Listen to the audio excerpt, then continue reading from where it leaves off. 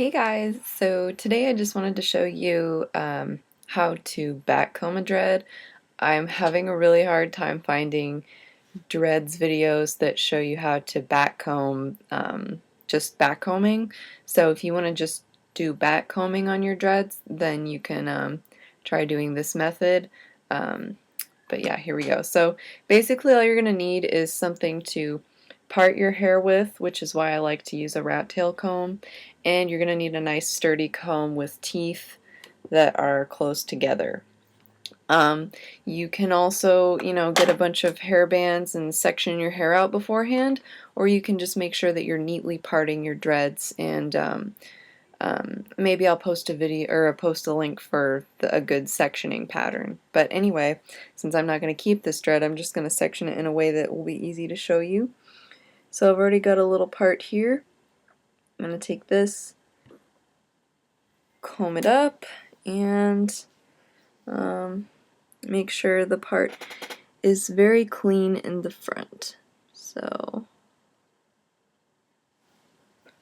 alright, so sometimes it's a little pain in the butt to get your hair all parted neatly.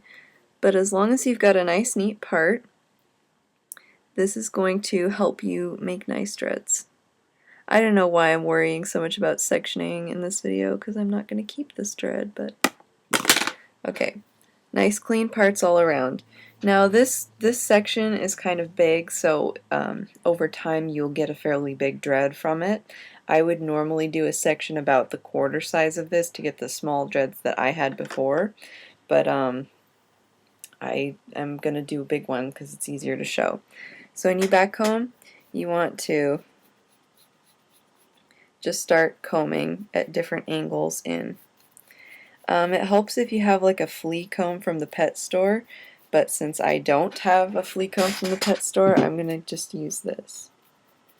So you want to backcomb, and you're just basically making a mess and pushing the knots down hard on each other.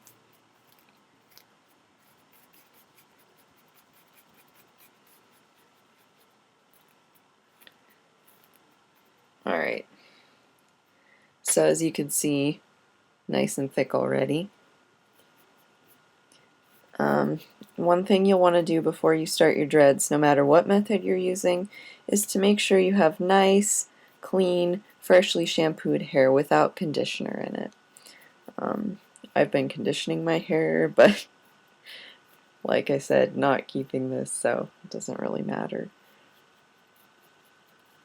So I've also got layers in my hair, so at the end my hair might taper a little more off than some people's hair would. Oh, look at that cute little loop. Okay, so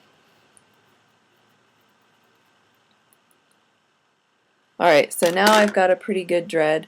A sign of a good dread is that it's going to stick up on its own when you first made it. So you got it sticking up.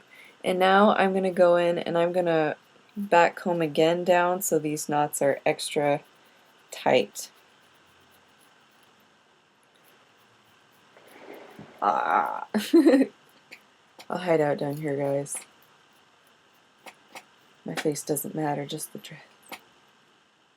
Alright, so now I'm looking like a unicorn, and as you can see, this dread is pretty tightly backcombed. And what you're going to do at this point, actually I'm going to backcomb it even a little bit more.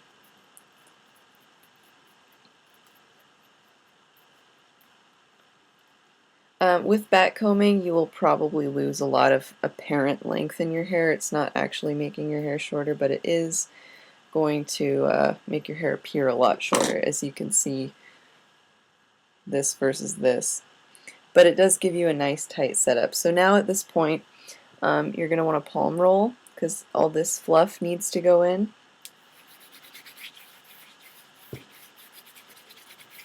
And you want to get a nice heat in your hands.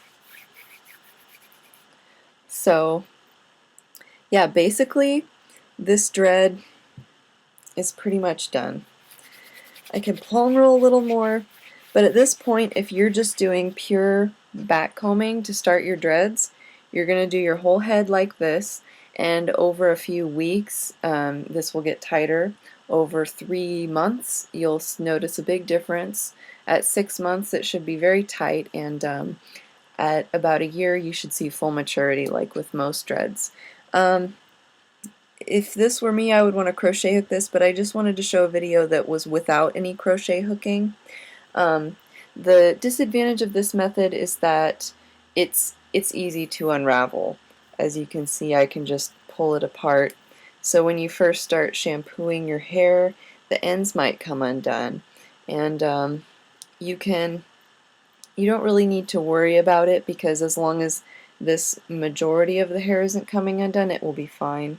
If you want, you can actually take your take your ends, and what you can do is you can roll them in your palm like this. Take between 2 fingers, roll, and then you can take this hair, roll some more.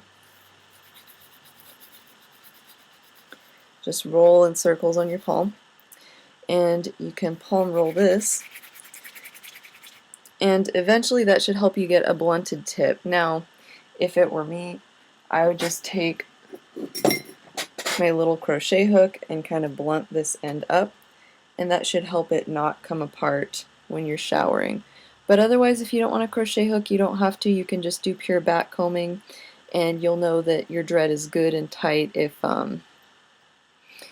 it sticks up when you're done, like this. Mine isn't even quite tight enough at the base because it's not sticking like straight up, but yeah, so you'll look really funny for a couple weeks, but it'll calm down and you'll eventually have really nice dreads. Hope that was helpful. Now I'm going to comb this out. Okay, bye guys.